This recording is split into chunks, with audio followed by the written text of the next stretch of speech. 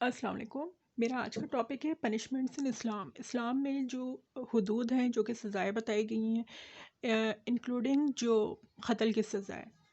Okay, تو ان کی سب سے اچھی ایکسپلینیشن تو یہ ہے کہ جیسے کہ آپ لوگوں نے دیکھا ہوگا، اکثر لوگ جن کو کینسر ہوتا ہے یا شوگر کے وہ پیشنٹس جن کو گینگرین ہو جاتا ہے، تو ان کی پاؤں کی انگلیاں یا جہاں تک کہ وہ گینگرین پھیلا ہو تو وہ حصے کاٹ دیے جاتے ہیں۔ کسی کو کینسر ہوا ہو تو اگر آگے تک کے نہیں پھیلا ہو، جہاں تک کہ کینسر محدود ہو، تو وہ حصے نکال دیے جاتے ہیں باڈی سے کاٹ کے۔ ڈیفینیٹلی اس کے خلاف کوئی وہ نہیں ہوتی، کوئی قانونی کارروائی نہیں ہوتی، نہ اس چیز کو ظلم سمجھا جاتا ہے، نہ اس پر آواز اٹھائی جاتی ہے، نہ اس پر ریلیز وغیرہ نکالنے کی ضرورت آتی ہے، کیونکہ لوگ سمجھتے ہیں ریزن کیا ہے۔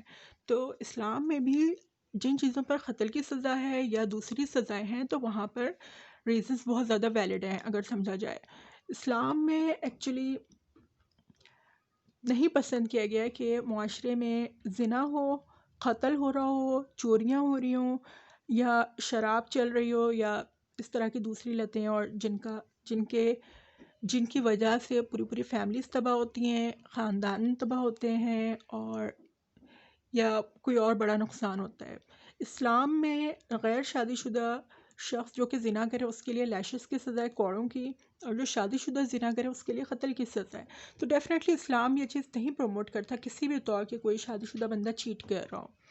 اوکے، اس کے علاوہ کچھ چیزیں اور بھی ہیں، جیسے کہ قتل ہے، قتل کی سزا میں اسلام میں قتل کی سزا میں قتل ہے، لیکن یہ کہ اس میں بھی باقاعدہ یہ دیا گیا، مارجن دیا گیا ہے کہ اگر وہ لوگ فیملی اگر معاف کر دے دیت وغیرہ لے کر تو اسے چھوڑا جا سکتا ہے۔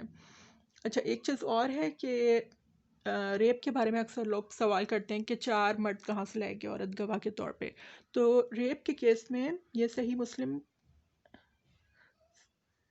ترمذی کی حدیث ہے، ترمذی میں یہ حدیث بیان کی گئی ہے، اس میں عورت نے بتایا کہ میرا ریپ کیا گیا ہے، تو جس شخص کے بارے میں اس نے کہا تھا اس شخص کو بلایا گیا، اس نے بتا دیا کہ ہاں ٹھیک ہے ایسا ہے، تو پھر اس کو قتل کر دیا گیا۔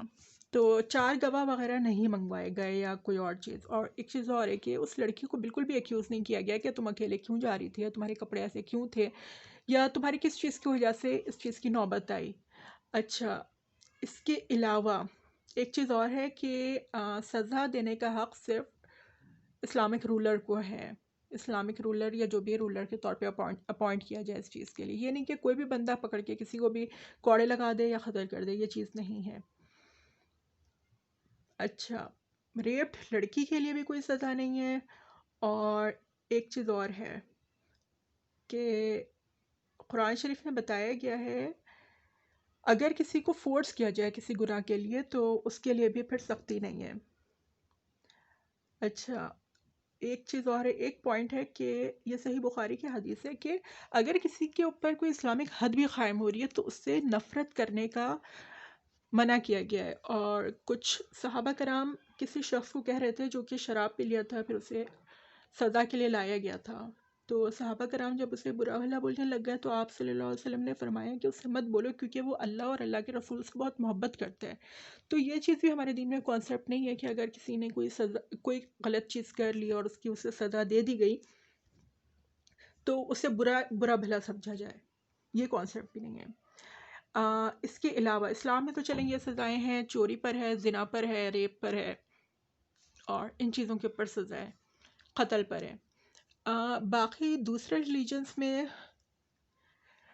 ایون کرسچینٹی میں اپوسٹیسی یعنی مرتد ہو جانے پر بھی پتھر مار کر سنسار کرنے کی سزا ہے، یہ ڈیوٹرانومی 13:7-12 میں ہے۔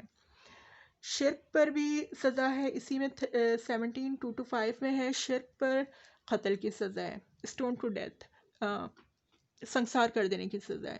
پیرنٹس کو مارنے پر ایگزوڈس 21:15 پر ہے کہ اسے بھی قتل کر دیا جائے، جو اپنے پیرنٹس کو برا بھلا بولے اس کو بھی قتل کی سزا ہے۔ اچھا، ایگزوڈس میں ہی چوری کی سزا کے طور پر بھی ہے نا مار دینے کا حکم ہے۔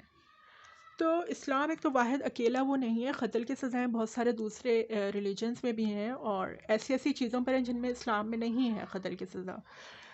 لیکن یہ ہے کہ کوشچن بہرحال اسلام کے بارے میں کیا جاتا ہے تو ڈیفینیٹلی ریزن ہوتا ہے۔